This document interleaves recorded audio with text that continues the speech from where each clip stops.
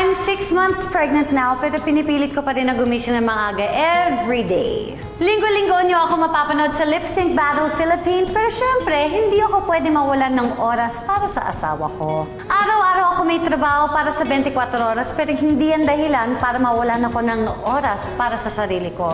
Lahat yan makakatulong para mas mapalakas ko ang katawan ko in preparation for the most important job sa buhay ko. Yan po ay ang pagiging isang ina. No! Mga kapuso, let's welcome Iya Arellano. Hi! Good morning mga kapuso! Good morning yan! Parang kailan lang, no? Minsan kasi may mga activities kami o may mga event kami pinagsasamahan ni Iya.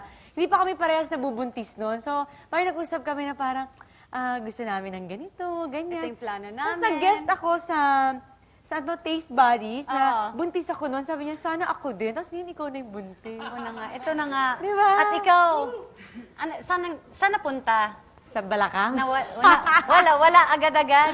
Papunta pa lang ako doon. Oh my gosh, yan! Pero eto na. Kasi syempre, marami nag-idolize sa'yo o yung mga fans mo. Kahit ako din, parang yung mga activities na ginagawa mo, grabe. Mga bashers ata yung mga yun.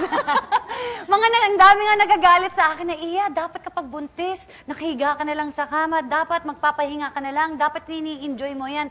Eh, ang totoo kasi ini-enjoy ko talaga mag-exercise eh. Doon ako masaya. Pero anong sabi sa'yo ng OB mo? Sabi naman niya na I know my body the best. Na sasabihin din naman ng katawan ko kapag umu-over na, kapag dapat konting hinay na. Anong pakiramdam mo na nalaman mo na lalaki yung anak mo? Sobra akong na-excite. Sobra akong natuwa na lalaki. Kasi either way naman, Sino boy gusto or mong girl. kamukha? Ikaw o Pero si Drew? Pero ang nakakatawa, si Drew, mulat sa pool, ang lakas ng pakiramdam niya na lalaki. Sino gusto mong kamukha? Gusto mo ba mix? Gusto mo ba mas Drew o mas ikaw? Gusto ko mix. Kasi gwapong-gwapo ako kay Drew ngayon eh. So pinaglilihian mo siya? Siguro, no? Ay, nakakamukha ni Drew yan. Ganon? Nako, ang sarap talaga kakwentuhan ito ni Iya, pero bago namin ipagpatuloy ang masarap naming chikahan, gagawin na nating exercise na baby bump exercise. Baby bump exercise. BFF! Nagpapabuntis. BFF! Hi, Nagpapabuntis BFF! si Bubay. O bakit? Pumunta pa akong plaza, sinundo ko sina Sabi ko sa'yo eh. Sina Coach Froilan Joso at si Alfred. Ako, sasamahan nila tayo sa ating baby bump exercise. At least na-experience ko uling maging buntis. Ilang months ka na, Bubay? 29. Wow! And counting. 29? Oo. Na-miss mo Coach ba yung Froilan. feeling? Oo, mangyayari uli yan sa akin next month. Agad-agad. Gusto ko yan. Pwedeng-pwede na eh. Siguraduhin nyo na bago nyo gawin ito, magtanong muna kayo sa doktor nyo kung safe to para sa inyo. Kailangan ng NBI clearance. Yes. So, halika na. Start tayo. Pag clear na po tayo, mag-start po tayo sa, syempre, make sure may warm up po tayo, 5 to 10 minutes po. Apo. Alfred will do squat po muna. Squat. Okay, so, Buntis, squat? opo ma'am. And then, Ay, talaga yan. knee-ups. Talaga. Gusto ko yung talagang humahawak ka talaga sa tiyan mo. Yan na parang Opo. Squat. And Squat. knee-ups. squat. Okay. Knee Ito up. po, good, beneficial po siya, lalo na pag malapit na po kayong mga anak. So, dapat strong ang ating lower body, ang False ating alarm. glutes, ang ating hamstrings, so, ang ating core. Okay? So, we'll do 5 repetitions. Hi. Opo. And then next, deadlift. Magbubuhat ka daw ng pata. Deadlift. And then, rowing, Rowing up, and then side raise. and sideways. So, this one naman po, good po para sa ating lower back. So, habang bibigat yung tiyan natin, kailangan strong yung ating lower back. Okay. Tama. Siguro mas maganda to kung may music tayo. Sige po. Pwede ba music direct? Pwede.